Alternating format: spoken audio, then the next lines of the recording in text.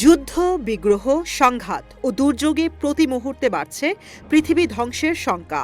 এর মধ্যেই বড় বিপদের সম্মুখীন ধরিত্রী। পৃথিবীর দিকে ধেয়ে আসছে বিশাল এক গ্রহাণু, যার সংঘর্ষে দেখা যেতে পারে ৫০০ পরমাণু বোমা বিস্ফোরণের সমপরিমাণ ধ্বংসযজ্ঞ। সম্প্রতি আবিষ্কৃত গ্রহাণুটির নাম 2024 YR4। এখন পর্যন্ত এর সঠিক আকৃতি সম্পর্কে তথ্য দিতে পারেনি নাসা। মার্কিন মহাকাশ গবেষণা সংস্থার বিজ্ঞানীদের ধারণা, গ্রহাণুটির ব্যাস ২০০ মিটার। মাত্র কয়েকদিন আগেও 2024 YR4 এর ধরিত্রীতে পতিত হবার সংখ্যা ছিল ১%।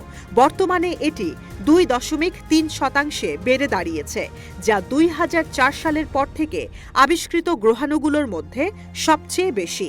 এমনকি ইউরোপিয়ান স্পেস এজেন্সি বা ইউএসএ এবং নাসার সেন্ট্রি রিস্ক টেবিলে এটি ঝুঁকিপূর্ণ গ্রহাণুর তালিকার শীর্ষে উঠে এসেছে। নাসার centre for near earth object স্টাডিজের তথ্য বলছে, ২০৩২ সালের ২২ ডিসেম্বর এটি পৃথিবীর সবচেয়ে কাছে আসবে। গেল ডিসেম্বরে সংস্থাটির অ্যাটলাস প্রজেক্টের টেলিস্কোপ সর্বপ্রথম গ্রহাণুটি শনাক্ত করে।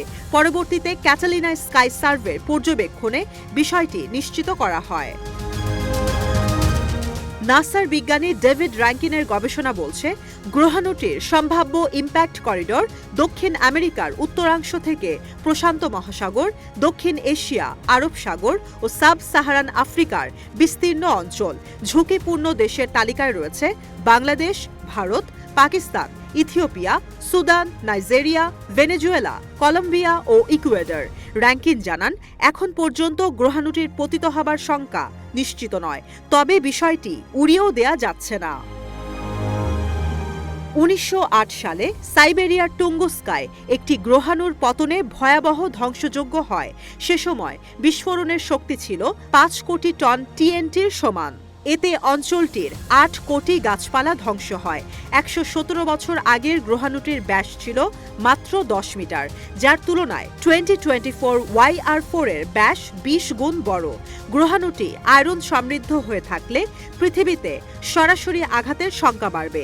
অন্যদিকে পাথুরে গঠনের হলে ধ্বংস হতে পারে বায়ুমণ্ডলেই।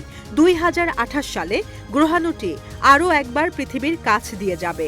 নিখুঁত পর্যবেক্ষণের মাধ্যমে সে সময় আরও তথ্য প্রদান করা সম্ভব হবে বলে আশা বিজ্ঞানীদের।